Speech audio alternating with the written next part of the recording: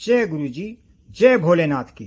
आज हम बात करेंगे हर धर्म के लोग अपनी अपनी श्रद्धानुसार अपने आराध्य अपने इष्ट की पूजा अर्चना करते हैं, पर कुछ व्यक्ति खास होते हैं जिन्हें परमात्मा भगवान किसी खास मकसद के लिए चुनता है, तो उनके अंदर अनेक तरह के गुण आ जाते हैं। बहुत से लाखों करोड़ों लोग पूजा पाठ करते हैं, रोज मंदिर भी जाते हैं, अपने घर पर धूप दीप जलाते हैं, मंत्र जाप भी करते हैं, पर उनमें कुछ खास ऐसे व्यक्ति होते हैं जिन्हें भगवान चुनते हैं। तो जब भगवान ऐसे लोगों को चुनते हैं तो उनमें कुछ खास गुण, कुछ खास लक्षण दिखाई देने लगते हैं। आपको ऐसे संकेत मिले तो आप समझ लीजिए प्रभु ने आपको खास चुना है। आपके अंदर आध्यात्मिक ज्ञान उतरना शुरू हो जाता है। भगवान ने आपको विशेष चुना है। आपको किसी सिद्धि की प्राप्ति हो सकती है। आपको इस जीवन के उपरांत मोक्ष मिल सकता है। पहला लक्षण ये होता है, जो चुने गए लोग होते हैं वो अपने लिए नहीं जीते, उनका जीवन दूसरों को समर्पित होता है। ऐसे लोग हर परिस्थिति में खुश रहते हैं। उनका जीवन चाहे संघर्ष भरा हो, एक के बाद एक दुख भी आता रहता हो,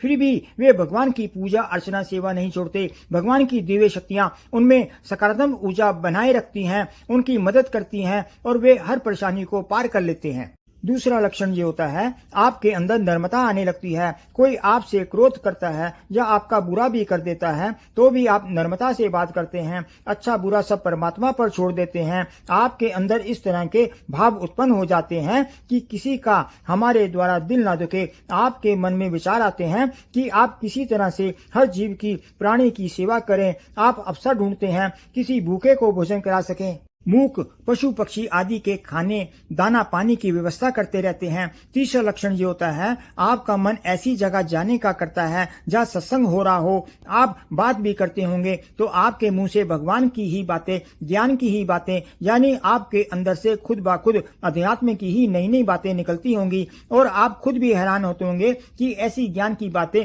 आपके अंदर कहाँ से आ रही हैं।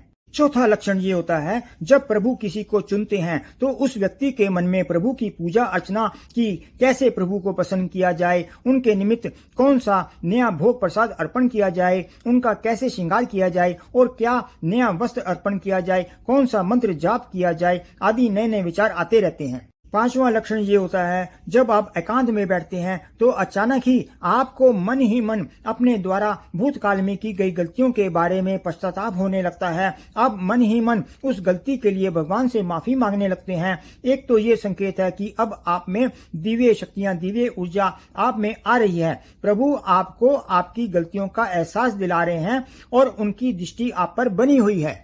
छठा लक्षण ये होता है, आपको किसी पराई स्त्री को देखने पर मन में माता बहन का ख्याल आता हो, तो ये लक्षण तभी मिलता है जब परमात्मा किसी को खास चुन लेता है तो उसका अंतःकरण पवित्र होने लगता है। यदि आपके मन में भी ऐसे विचार आने शुरू हो गए तो आप समझ लीजिए आप प्रभु की नजर में हैं। उन्होंने आपको चुन लिया है और आप अध्यात्म की राह में किसी सिद्धि को प्राप्त करने में सफलता प्राप्त कर लेंगे।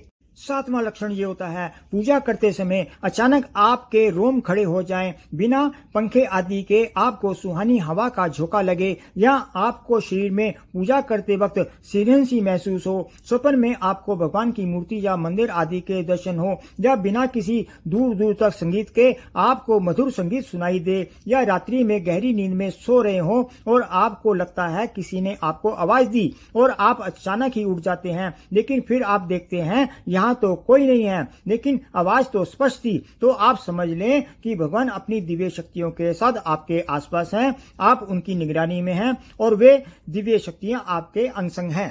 आठवां लक्षण ये होता है, यदि ब्रह्म मुहूर्त में आपकी नींद खुल जाती है तो आप समझ लीजिए भगवान ने आपको खास चुना है कि आप भगवान से जुड़ें, उनका नाम सुमिरन करें, मंत्र जाप करें, ताकि आपकी आध्यात्मिक शक्तियां जागृत हों और जीवन उपरांत आप उनके धाम में स्थान पा सकें।